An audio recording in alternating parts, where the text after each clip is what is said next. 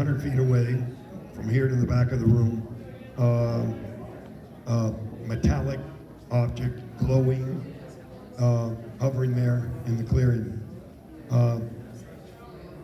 Mike was driving. He was on the left side of the truck, of course, and the craft was up higher to the right. He couldn't see what we were yelling about.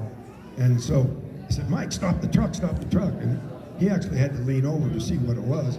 But when he stopped the truck, I threw the door open, just thinking this thing would be gone in a flash before I could get very close.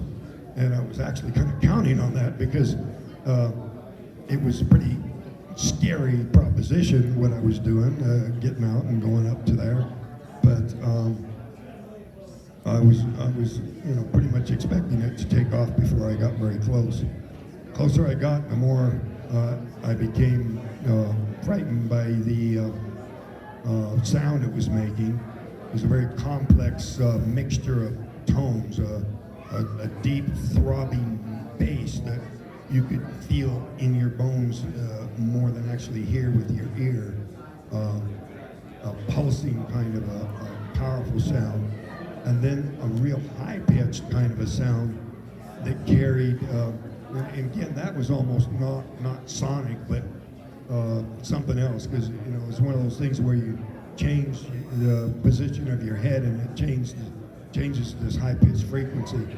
But it's a very strange mixture of tones. I gave a talk to a group of engineering students up in the Midwest, and they were keenly interested in the sounds that it was making to see if they could match that up with some of the theories they had about what propels these things. The closer I got to this craft, the scareder I got, but the guys in the truck were equally frightened. They were yelling at me, get back to the truck, let's get the hell out of here. They were pretty upset with me because, the fact that I was out of the truck was the one thing that was keeping them from fleeing to safety. Well, in later years, some of the guys kind of felt embarrassed that they didn't get out of the truck, so they were trying to invent excuses for why I got out and they didn't get out. Alan said it looked like he was in some kind of a trance, like he was hypnotized, Steve, the youngest guy on the crew, has really been pushing that theory more lately because people ask him, how come you didn't get out? And he's saying, well, I think, Travis was a weaker mind, and so he was more susceptible to their mind control, and we were able to resist it. And I said, well, Steve, it did not feel like mind control to me. It felt like my own idea. I felt like I'm kind of showing off with the crew and just seeing what I can get away with here. And Steve says, well, if they have mind control, they can make you think it's your idea. So, there's nothing more to argue about there. All I know is it seemed like my idea. And closer I got, scareder they got, the more frantic they got. That part of the movie's pretty accurate, where they were swearing at me and whatnot. When I got up close to where I was looking up at an angle at it, about a 45-degree angle, it suddenly got louder and started to move. And my immediate reflex was just jump for cover. And there was a big log sticking up there. And I just got down behind that, and they were screaming, get back in the truck, let's go, let's go. And, I didn't need to be told. I was planning how I'm gonna, give up the safety of being undercover here and get back to the truck. So I decided to do that, stand up and run back. And when I stood up, bam, I just felt this shock. It felt like I got hit by a truck or something. I did not see a bright flash. It was just this stunning force.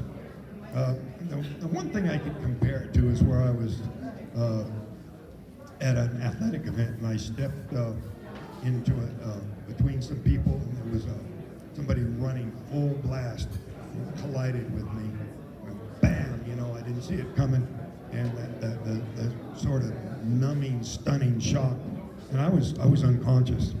But it was such a powerful blast that the crew compared it to me stepping on a landmine, a grenade going off.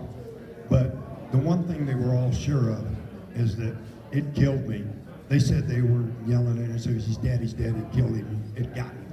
That was their expression, it got him, was, the equivalent in their mind of it killed him.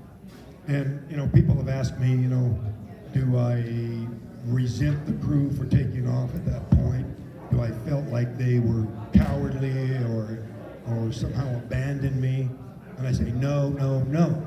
These guys did the only sensible thing. Mike was the crew boss. He was the driver. He was responsible for the lives of the entire crew. It would make no sense to get somebody else killed to rescue somebody who's already dead. As far as they were concerned, I was already dead. So they took all the holes in the ground. And see in the movie where